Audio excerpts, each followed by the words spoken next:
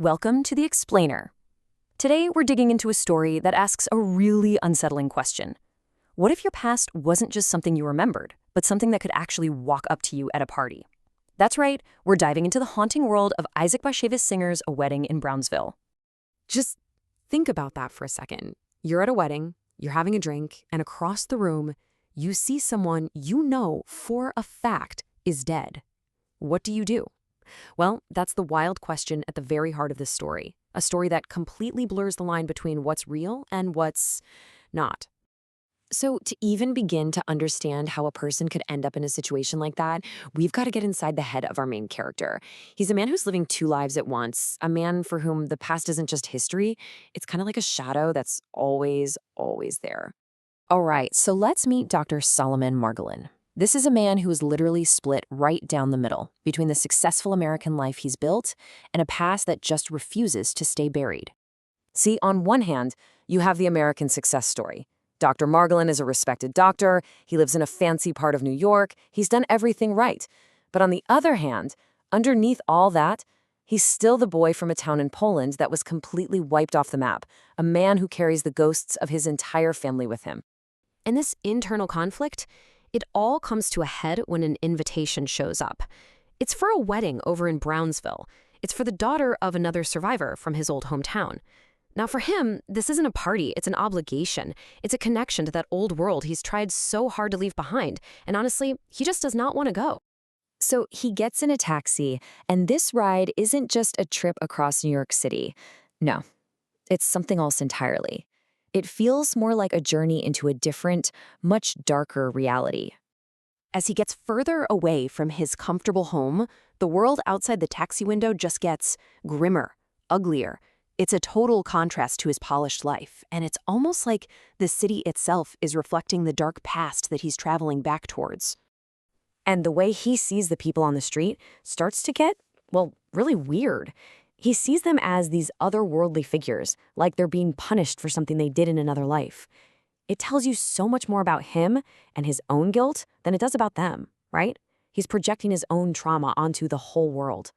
So the further he goes, the more the world just seems to twist into something strange and unsettling. You can feel the story shifting gears here, from totally real to something surreal. It's getting us ready for the impossible thing that's about to happen. And here we are. He's at the wedding. It's loud, it's chaotic, and in this strange, dreamlike place, the impossible happens. He hears a voice he thought he would never, ever hear again.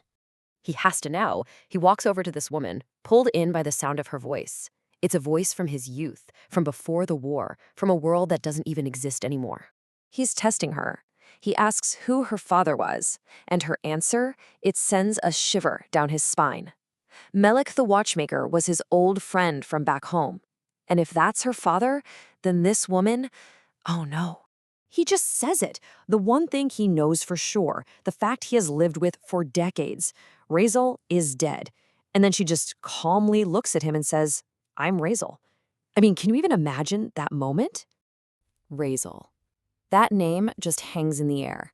This isn't just some girl from his village. This was his first love, a woman he was absolutely certain had been murdered by the Nazis. And yet, here she is, standing right in front of him. So what does this do to a rational man of science? It completely breaks his brain. His entire world, everything he's built on logic and fact, it just starts to crumble. You can practically hear his mind racing, trying to find some logical explanation.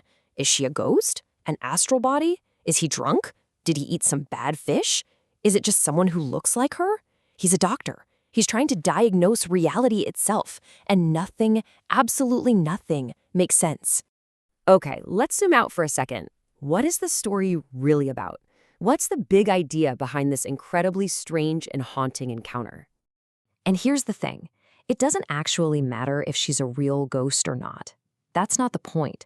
The point is that for a survivor like Dr. Margolin, the ghosts of his past are always real. They're a living, breathing part of his everyday life. They can show up anywhere, at any time, even at a wedding in Brownsville. So, in the end, the story leaves us with this powerful question. Is it about one man meeting one ghost, or is it about something so much more profound? The reality that for some people, the ghosts of their past never leave. It really makes you think about which ghosts are more terrifying. The ones you might see once in a crowded room, or the ones that live inside your head forever.